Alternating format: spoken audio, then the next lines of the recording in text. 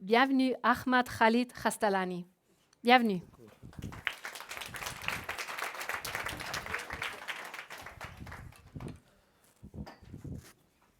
Bonjour, j'ai vraiment le plaisir de participer à ce symposium et c'est un réel plaisir pour moi de présenter aujourd'hui le projet REPAR, qui est un exemple de solution pour réduire les effets du changement climatique qui affectent les communautés locales dans le sens de les éviter à être exposés au risque de migration risquée et dangereuse. Ce projet, il est un projet de développement et de l'humanitaire. En un sens, c'est un projet Nexus qui allie à la fois les actions humanitaires et les actions de développement. Il vise effectivement le renforcement de la résilience pour soutenir les laissés pour compte afin de renforcer les résiliences par une approche intégrative, le Nexus et la gouvernance locale. Ce projet est financé par la DDC, la coopération suisse, et il est mis en œuvre par Caritas Suisse. La zone du projet se situe au centre du Tchad, ça s'appelle la province du Bata, et donc, du coup, elle fait face à la porte du désert et elle subit fortement les effets du changement climatique. Dans ce sens, on a des effets qui sont ressentis au niveau des sources de revenus où on note une forte incidence de la pauvreté. C'est également ressenti au niveau de l'insécurité alimentaire qui devient très accentuée et récurrente. Il y a également des effets qui sont ressentis au niveau de l'accès aux ressources en eau. Des effets aussi ressentis au niveau des conditions d'habitation où on note des fortes déforestations, des fortes sécheresses, des fortes inondations, mais aussi des effets sur la santé humaine où on a essentiellement une augmentation des risques de mortalité maternelle et infantile. Tous ces effets ont comme résultante des migrations internes forcées qui sont parfois temporaires, mais il arrive qu'elles soient aussi définitives. Ces migrations ont pour conséquence une augmentation des conflits entre les agriculteurs et les éleveurs. Un autre conflit, c'est le conflit entre les communautés autochtones et les allogènes, autour effectivement des ressources d'eau et de la terre. On note également une augmentation de la pauvreté parce qu'il y a une convoitise sur les ressources qui deviennent réduites à cause de la concentration humaine. Un autre problème, c'est la montée de la violence qui se traduit par une surmentalité masculine et une vulnérabilité vis-à-vis des femmes et des enfants. Pour faire face à cette situation ou ce tableau noir du contexte que je viens de présenter, le projet REPAR s'est fixé des axes pour atteindre de principaux changements. Parmi ces actes, il y a un axe qui vise à instaurer un mécanisme institutionnel participatif. Ce mécanisme vise à redynamiser les plateformes existantes, à savoir les CPA et ses démembrements, qui sont les CDA, les CVA, les CLA, etc. Ces plateformes, c'est en quelque sorte des cadres de concertation qui regroupent en leur sein tous les acteurs qui interviennent dans la province. Et donc, l'objet du projet est de pouvoir redynamiser ces plateformes à être capables de prévenir les risques, mais aussi être capable de les gérer en cas de survenue. Le deuxième axe, et c'est l'axe sur lequel tout le long de l'exposé suivant va s'appesantir parce qu'il s'agit d'un axe qui vise à renforcer la résilience des populations laissées pour compte, et essentiellement les femmes. Et on saura le long du projet pourquoi le projet est essentiellement, fait bénéficier essentiellement les femmes. Alors, cette résilience sera renforcée dans le but de limiter les migrations risquées par les activités suivantes, à savoir l'appui à la création de sources et revenus à travers les systèmes de développement des marchés, à travers aussi les AVEC, et je reviendrai sur qu'est-ce que les AVEC. Il y a également l'appui au renforcement de leadership des femmes par la mise en place des clubs de maires, par aussi leur participation dans les comités de gestion. Ces activités sont accompagnées, parce que j'avais tout à l'heure dit dans ma partie introductive qu'il s'agit d'un projet Nexus. Donc, à côté des activités qui visent le renforcement de la résilience économique, il y a des activités humanitaires et qui sont essentiellement traduites par l'aide d'urgence, par la distribution des cash inconditionnels, la distribution des céréales et de chèvres. À côté de cela, une autre activité importante dans la préservation de l'environnement, par les techniques de mise en défense, la protection des jeunes pousses et la restauration des sols à travers les techniques de demi-lune, mais aussi tout un paquet d'éducation environnementale. Toutes ces activités ont permis au projet de parvenir aux résultats tangibles.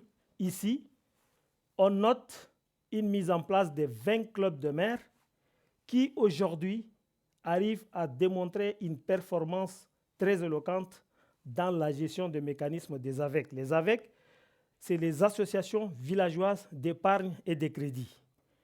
Et donc, ces femmes qui se sont organisées en club de maires et qui gèrent ces AVEC arrivent aujourd'hui à faire des épargnes importantes et des épargnes endogènes par des cotisations propres. Il n'y a pas d'appui extérieur. Et à partir de cette caisse où elles ont fait les épargnes, elles arrivent à octroyer des crédits aux membres de leurs AVEC pour pouvoir réaliser des activités génératrices de revenus. C'est une très belle expérience qui a fait ses preuves, et après s'être convaincu par cette preuve, le projet a voulu donner un appui à ces clubs de maires qui gèrent les AVEC à travers l'approche Cash for Learning. En plus de cela, les AVEC, les clubs de maires plutôt, réalisent d'autres activités, à savoir le dépistage de la malnutrition, parce que j'avais tout à l'heure dit dans le contexte qu'on est dans une zone où il y a une insécurité alimentaire qui est récurrente et qui touche essentiellement les femmes et les enfants. Et donc, il faut que ces clubs de maires soient en mesure de détecter la malnutrition chez les enfants à travers la mesure de périmètre brachial et d'être aussi à mesure de corriger cette malnutrition. Les clubs de maires ont reçu des formations qui leur permettent de pouvoir fabriquer des bouillies enrichies avec des nutriments locaux. Et donc, elles parviennent effectivement à corriger la malnutrition. Il y a des résultats par rapport à la composante aide humanitaire. Et donc, des ménages ont bénéficié du cash inconditionnel lors des périodes de soudure. Les périodes de soudure, c'est des périodes, chaque année, il y a des moments où les ménages vulnérables ont des difficultés de trouver de la nourriture. Et pendant ces périodes de soudure, le projet vient en aide par des mesures d'aide humanitaire à ces ménages. Mais il y a également les catastrophes comme les inondations où le projet a pu donner du cash inconditionnel. Le plus important pour nous, après avoir distribué ces cash inconditionnels dans les deux situations, à savoir les soudures et les inondations, on a fait des enquêtes par la suite et on s'est rendu compte que 89% de cet argent distribué a servi à ces ménages pour se procurer uniquement de la nourriture. Cela dénote combien le besoin à manger pour ces ménages est primordial. Dans la mesure d'aide d'urgence, il y a un accompagnement à 750 ménages par des couples de chèvres pour leur permettre de pouvoir reconstituer leur cheptel. Il y a également des distributions de semences améliorées pour que ces ménages puissent réaliser l'agriculture pluviale. À côté de tout cela, un appui communautaire avec des banques de céréales, parce que c'est important, je disais qu'il y a un problème d'accès à la nourriture, il y a aussi un problème de cherté. Surtout pendant les périodes de soudure, il est question pour le projet d'aider ces communautés à avoir des banques communautaires où elles peuvent venir s'approvisionner en céréales avec des coûts moins chers, mais aussi avec un accès facile.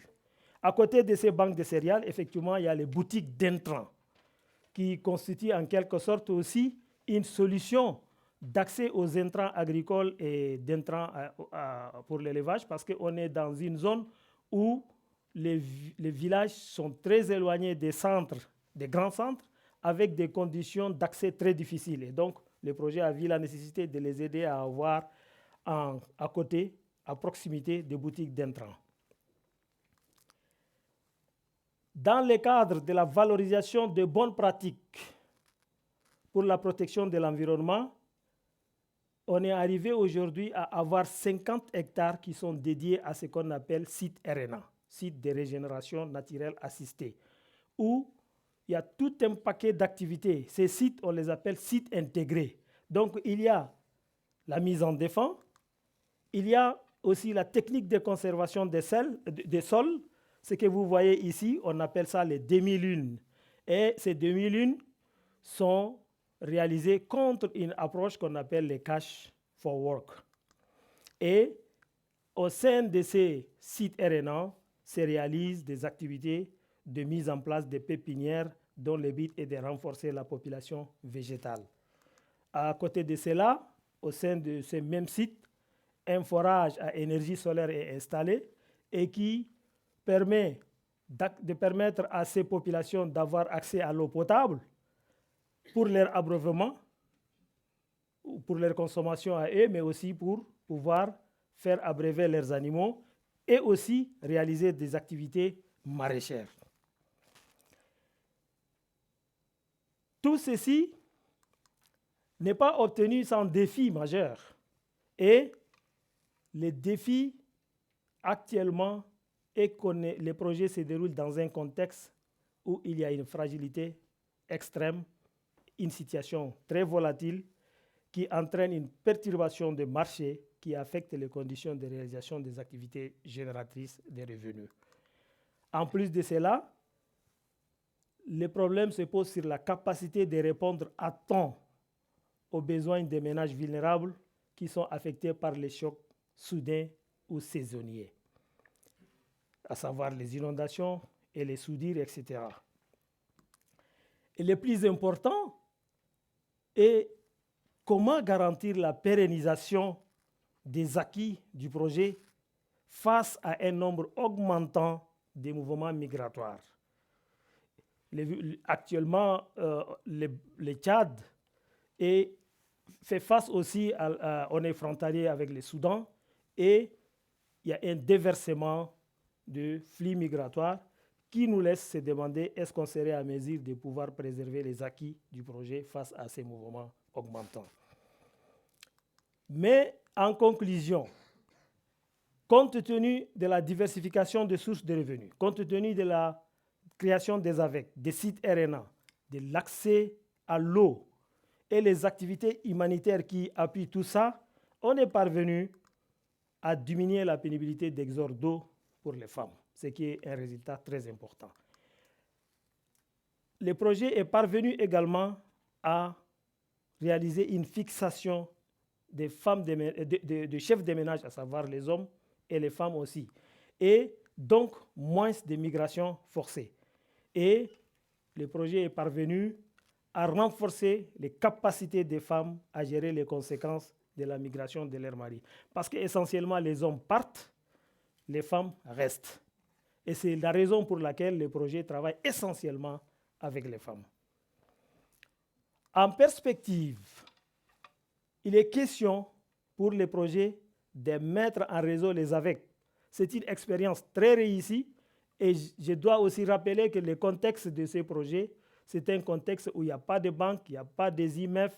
Et donc, la seule alternative est que ces AVEC puissent parvenir à se mettre en union, puis progressivement en fédération, puis en coopérative qui va pouvoir servir les mécanismes de microcrédit pour les activités AGR. Il est question aussi de passer à une mise à l'échelle de ce que je venais d'expliquer, les sites RNA avec les activités intégrées, et de proposer de nouvelles actions orientées vers l'adaptation des communautés aux effets des changements climatiques et à la limitation des migrations forcées, et aussi développer les énergies renouvelables. Sur ce, je mets fin à ma présentation et je vous remercie pour votre aimable attention. Merci Ahmad Khalid Khastalani. Peut-être on aura quelques questions pour vous à la fin. Oui, Super. merci beaucoup. C'est moi qui vous remercie.